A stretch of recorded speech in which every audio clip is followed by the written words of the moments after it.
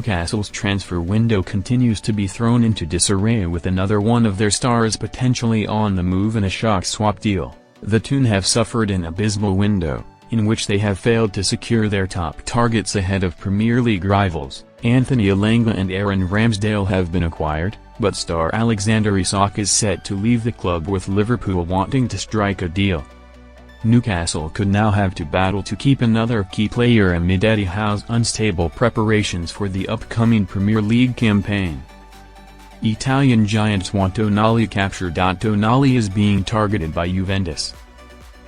As per The Sun, 8th of August, Juventus are long-term admirers of midfielders Sandro Tonali and are prepared to offer either Dusan Vlahovic, Douglas Luiz or defender Nicola Savona as part of a deal, which has been described as complex as it would not be a straight player swap.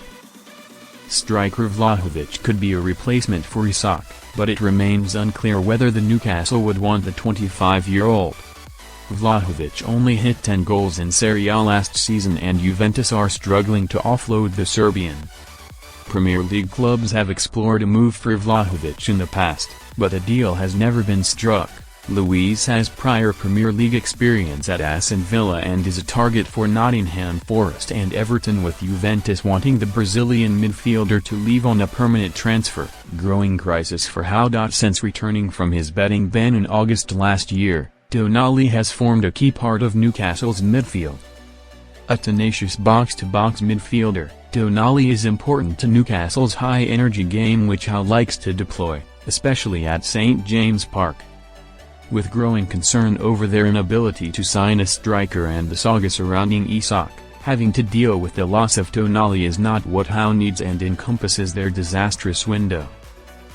Vlahovic's stats do not back up the notion that he could be a solution to Newcastle's forward problems, and the Toon seem unlikely to want either Luiz or Savona.